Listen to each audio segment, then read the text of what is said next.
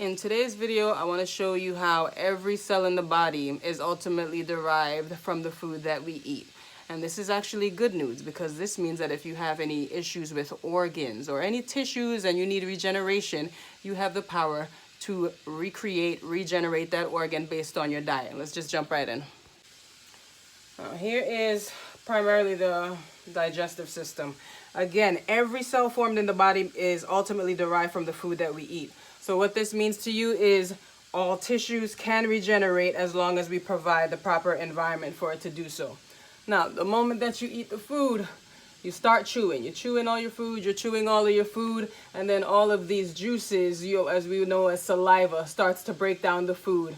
This is the initial breakdown of the food. The food then travels through the esophagus. From the esophagus, it knocks on the door of the stomach. This is the door right here. The moment it knocks on the door, the food now enters into the stomach, and it has gastric juices and all sorts of hydrochloric acid at the bottom of the stomach floor. That's now going to mix with the food and create what's known as chyme. This is just a smoothie-like consistency to turn the food into before it enters into its next location.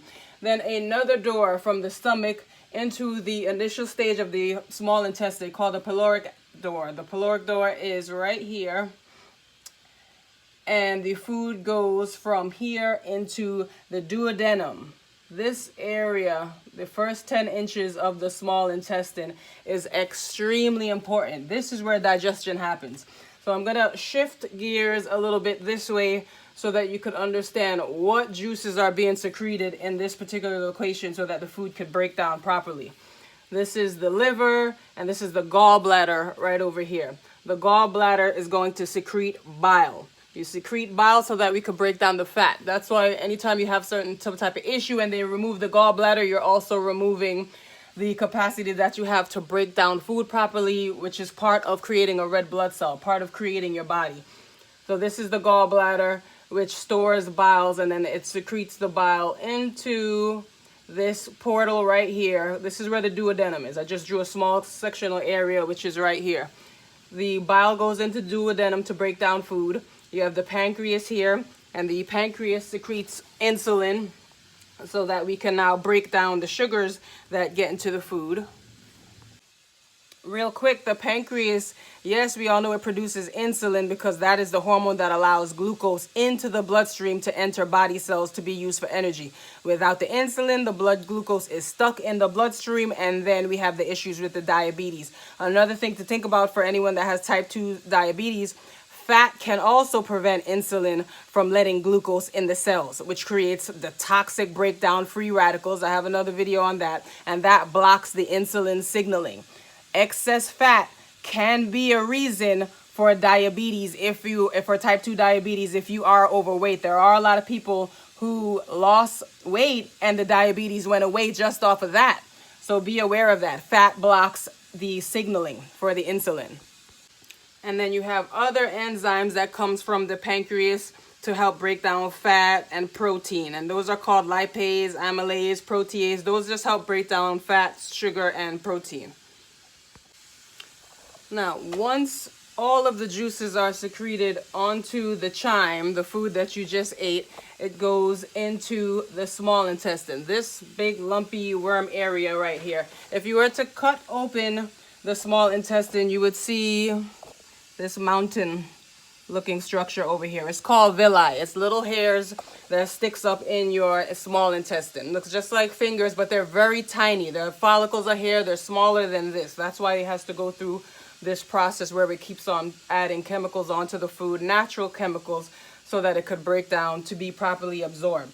The hairs in the small intestine, the villi, it sticks up, and they have enzymes that are on the outside surface of the villi that are able to help to break down the food to be absorbed into the structures that we are calling the villi, and then it's going to get sent into the liver for processing and purification. Because if we were to send out the food from the small intestine straight into the bloodstream, we would all be dead. Without the liver processing the food and eliminating all of the toxins and the pathogens and all of the everyday toxicities that we consume, it would be over for us. So the liver has a large responsibility. That's why you have to minimize eating poor foods as much as possible, because the liver has to filter out medications. It has to filter out if GMO foods. It has to filter out Franken foods, the Doritos, the chips, the cookies. It has to filter out excess protein that you might be taking in from the animal.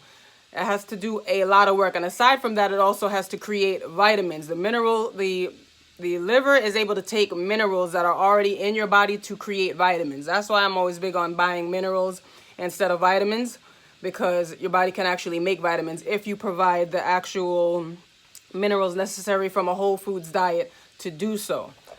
Now, we're in the small intestine, and this is the small intestine. These are the villi. It absorbs into these little hairs. Now we're going to go over to the liver. This little meat right here is the liver. This section right here is the liver. This is the area where red blood cells are getting prepped and ready to become anything that you want it to become. And one thing we have to understand is that our mental is connected to our physical. Red blood cells are the only cells in our body that do not have a nucleus. What that means is they can become anything that your mind wants them to become. They can become anything that your body needs them to become. For instance, if you have unhealthy lungs, I'll leave my lungs alone, and the red blood cell factory over here decides to create some nice red blood cells out of what you just ate, the liver is going to prep the red blood cells to travel to the organ that needs regeneration. So now that the liver has equipped the red blood cells with the minerals it needs to send to the lungs, through electromagnetic frequency, the lungs are going to convert those cells into healthy lung tissue. But here's the catch. We're going to take the new red blood cells, travel into the lungs. The red blood cells has to vibrate at the same frequency as the lung tissue. Each and every organ vibrates at a different frequency. I'm going to put up a chart. I should be able to find it. That shows, I actually have one right behind me, but I could post it. It shows what vibration each and every organ vibrates at. So this might make a little bit more sense now. So the lungs vibrate at a megahertz of 58 to 65. When I talk about vibration, I'm talking about the rate in which the atom spins. When I talk about atoms, I'm talking about molecules. I'm just talking about cell structure. Each organ vibrates at a certain frequency. Now the red blood cell decides to travel to the organs, and it's going to look for healthy lung tissue, vibrate at that frequency in order to become the lung tissue. This probably sounds crazy because I'm pretty sure you might have never heard this in school. I went to a holistic school. You know, anybody that looked at my page, Dr. Africa. I also watched Minister Inky and several other people. The red blood cell is the new stem cell. We all know stem cells can become any tissue in the body to regenerate it. It doesn't stop there. What you eat, the red blood cell is the new stem cell and can become any cell that you want in the body. So when anybody tells you, oh yeah, you have cancer, the organ's failing, depending on what stage you're in or how far you let it go, you can regenerate that tissue as long as you believe it. So now we get to the lung, and we're looking for healthy tissue to vibrate at the same frequency so that we can become that tissue. So the red blood cell is over here. If it goes to the lungs and it can't find healthy tissue, it is now going to become degenerate tissue. It's going to vibrate at that low frequency. So I said the lung vibrated at 58 to 65 megahertz. If you smoked all your life, or if you were just eating a lot of toxins, or maybe you worked in some type of building or some type of, you were in some type of environment that just wasn't conducive to proper lung health, you're not going to have healthy lung tissue for the red blood cell to mimic in order to make healthy lung tissue. That's the problem. So that's when diet plays key role. Not that it can't happen. You could still regenerate it. But this is where the diet has to be strictly alkaline, strictly vegan, majority raw foods, because you need that electromagnetic frequency of the foods inside of your body so that it could give you the electricity that you need to generate some new organ tissue. So I'm going to erase this. I'll give another example just in case that sounded like a bunch of craziness. So the liver processes the blood, the red blood cells. The red blood cells have a negative charge outside of their membrane. Like when I say negative charge, I mean, oops, not even looking at it. I mean it has electrons. This is the sign for electron. It has a negative charge outside the membrane to keep them moving freely through your circulatory system. Once that charge is gone, whether it's from eating poor foods, not drinking enough water, not getting clean air, not getting sun, if the charge starts to die out, the blood is going to coagulate. It's going to start sticking together. It's going to start clumping together.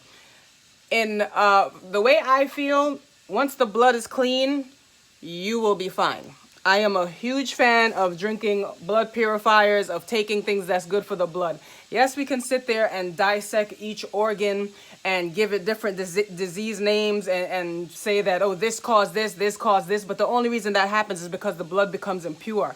The blood has to remain at 7.365 by any means necessary. The moment your blood starts to become acidic, if it's at 7.365 and then it drops to 6, it has to do something drastic in order to bring it back up to 7.365. So what is it going to do?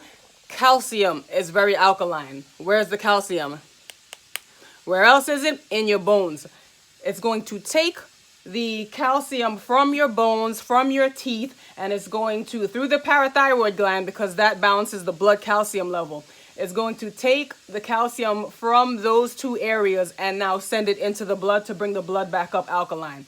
If you are extremely toxic, as the blood circulates, it's going to keep throwing the waste out into tissues, and it usually chooses the tissues or the organs in your body that's the weakest. That's how smart the body is. The body's not going to say, I'm going to throw some waste in her breast. I'm going to throw some waste in her uterus. I'm going to throw waste in his prostate. I'm going to throw waste in his heart.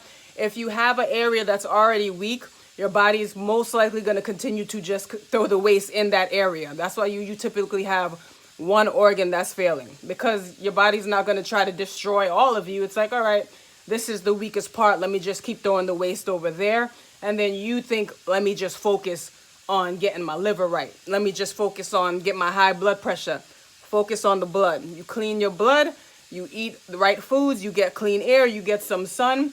You'll notice that your entire body is going to start shifting.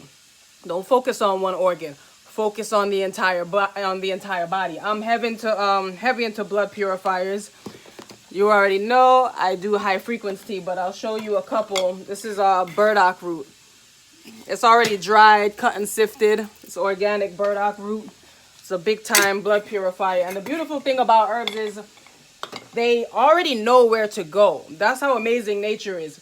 You don't have to. We all understand that with medication, when we take it, it goes everywhere, and it does, even though it's fixing one thing, it could do damage other places because it has to run through the entire body. Herbs have a natural intelligence in them that know exactly where to go. I have red raspberry right here. Red raspberry is very good for the uterus. The herb knows to go to the uterus. I have sarsaparilla right here. Another excellent blood purifier, great for men too. I have yellow dock right here, high in iron, great for the blood. These herbs know what to do. I'm big into herbs. Circulation enhancement, that's also from high frequency. I have cayenne in there, fenugreek. These things help to thin the blood out a little bit just to stimulate it so it can circulate properly, because thick blood is more work on the heart. So you here worrying about the heart and possibly the swelling of the legs, and you're like, how can I get the swelling down? How can I get my heart right? You have to get the blood right. You get the blood right, you get your heart right. You get the blood right, you get your colon right. You get the blood right, you get your stomach right. You have to get the blood right, and the only way to get the blood right is to get the diet right. I'm going to do another video where I'm going to show the top probably 20 things that you need to eliminate right away. I'll give you a couple now. Dairy, especially milk. Do not give your kids whole milk. The thing about milk, which is scary, is it bypasses this entire check and balance system that's in the body. where it could go through the purification. It goes straight into the bloodstream. And that's where we get the eczema, we get the psoriasis, we get the asthma. The amount of mucus and pus that is allowed by the FDA to get into the milk before it's processed and sent to you, it's ridiculous. You could look that up online. I don't remember the number off the top of my head. It's mucus forming. It's highly acidic.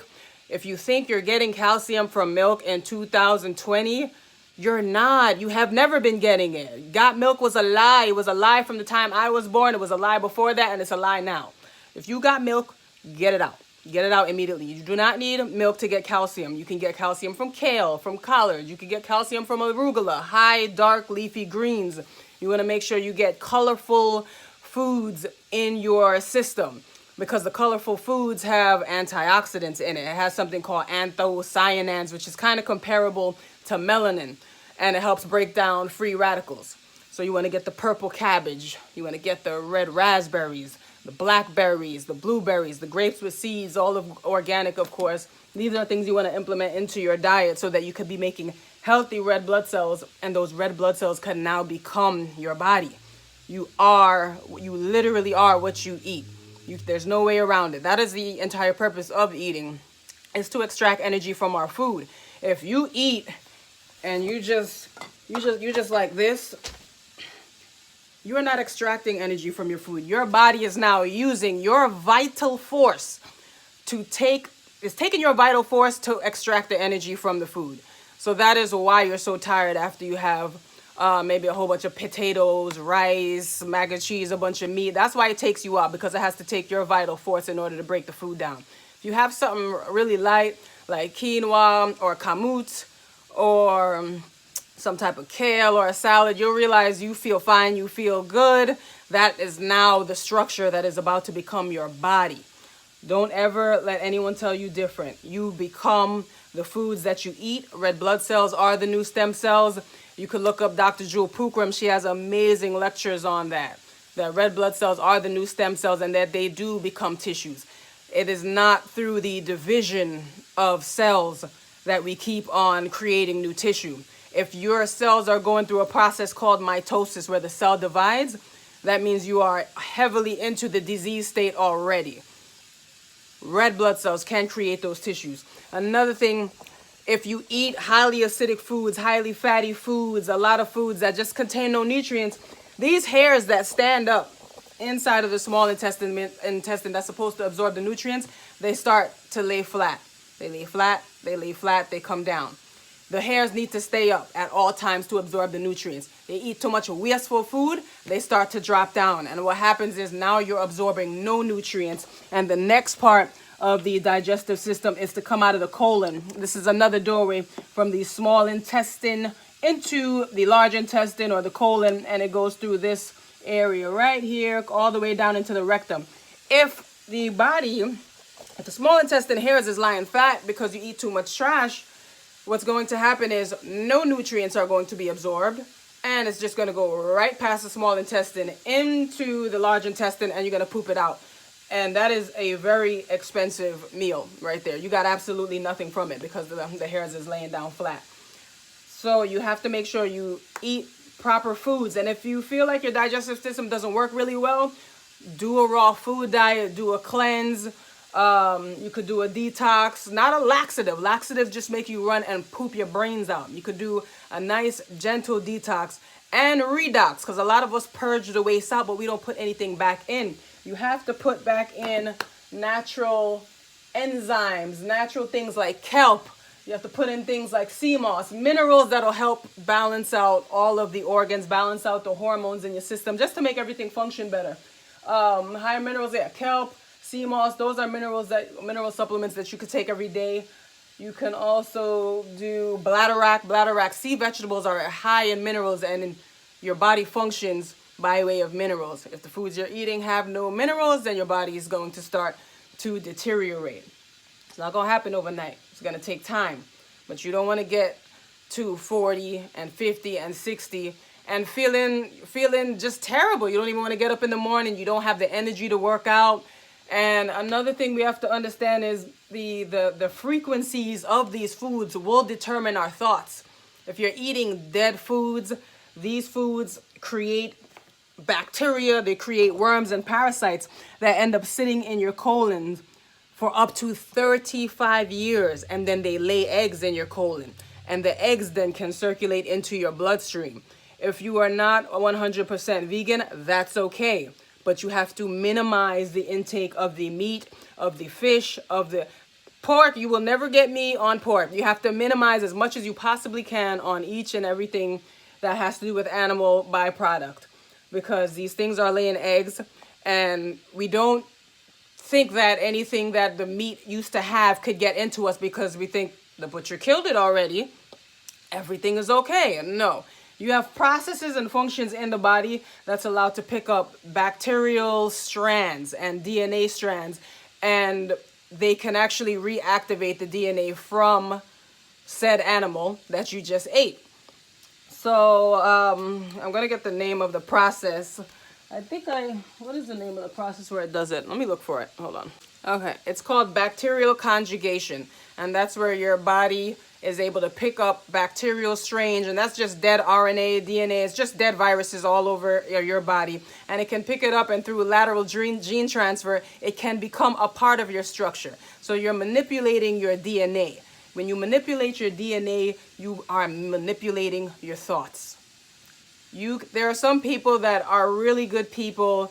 They pray and they do all of these things, and they're looking to change their life, but they don't know what it is that's holding them back. You're not going to change your thought process until you change the way that you eat. You are making these animals, or whatever it is. It could even be chips. It could be a bunch of sugars, a bunch of flour. These things are becoming a part of your structure, but they're not adding any life or any vital energy to you. They're taken away from you. So you have to really be conscious of what you eat, especially if you go through depression or anxiety. You have to change your diet, because these things manipulate your thoughts. You manipulate somebody's genes, you manipulate that person's thoughts. And a lot of these chemicals, these medications, these frankenfoods that aren't really foods, they get into your bloodstreams, they get up into your brain. There is a blood-brain barrier, but there are chemicals that can pass that blood-brain barrier and start disrupting your brain function. That's one of the reasons why I'm so against vaccine, because the blood-brain barrier is not even fully developed when a child is born. So all of those chemicals and all of those different things that are in the vaccinations can potentially get into the child's brain. And as we all know from several accounts of vaccine injury, it's not a coincidence. There's nothing in this world that's a coincidence. Everything is lined up energetically. You attract anything that you put out. There are no coincidences. So the blood-brain barrier, very important, not fully developed when you have your child. That's why you can't give your child milk, because the whole purpose of milk is to give your body instructions on how to grow. So if you want to give your child instructions on how to be a cow, then yeah, I guess you could give the child milk.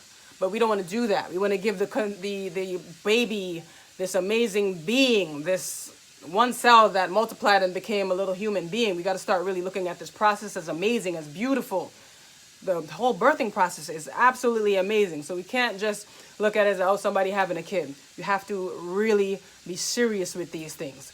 And you have to be careful what you put in your kid's body. You have to be careful about what you put in your body. You lead by example. Because if I'm a kid and my mom's telling me to eat salad and she's having a Popeye dirty-ass chicken sandwich, I'm not eating that salad. Lead by example. We all have weaknesses. We all need snacks. I am on a fix right now where I am no longer eating Tate's cookies. So if you guys see me eat Tate's cookies, I give you permission to slap the shit out of me. No more Tate's cookies. I said it here. It's real. I'm serious. I'm done. We have to start giving up on little things, because I know it's the worms and parasites that are colonizing the nerves in my body that's telling my brain that I want the cookies. I don't want the cookies. I really don't. But the parasites and the worms that colonize my body were telling me I do. So I'm about a month free with the Tates. I'm on my way. I am on my way. And join the journey. Okay. High frequency. www.highfrequency.com. We got liver flush and repair capsules. In medicine, when you don't really know what's wrong with you, you always want to treat the liver, because the liver has a lot of work. It has to create vitamins. It has to take all the waste out of your food and the medicines and anything that you put in your body. And it has to purify the blood before it gets into the bloodstream to circulate around these million miles of vessels in your body. You always got to treat the liver. Good herbs for the liver is milk thistle. Don't try to use the seeds to make the tea because it's hydrophilic. It's not water soluble. You need to either take it as a capsule. That's what I do. I grind it down. I have it as a capsule. Turmeric, also an excellent herb. And artichoke leaf is really good for the liver. Don't just go get random things. Make sure it makes sense. If you want to get something, turmeric, sometimes I'll have that with a little bit of walnut milk, and I'll drink it in the nighttime. That's actually really good for inflammation too.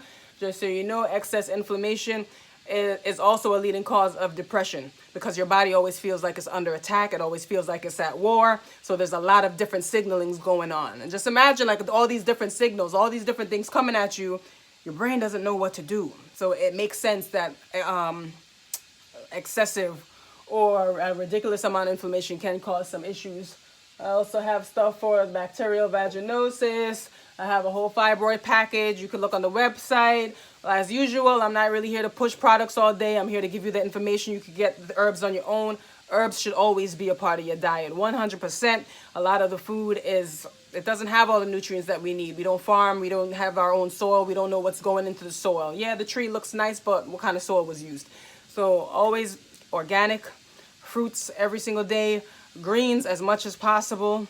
I'm going to do a video on the connection between chlorophyll in the blood and the sunlight. Now this video is too long already. I won't do it now. But herbs always in the diet. Take care of yourself. Just get the blood clean. I have an excellent blood purifier. If you have acne issues, don't look at it as a skin issue. Look at it as a blood issue. Most issues are blood issues. All right? That's it. I think I talked too much. I'm going to let y'all go. Thank you for watching. Make sure to subscribe to my YouTube channel, IGTV. I always post up there, but this video is too long to go all the way on it. And we have more on the way. Happy 2020.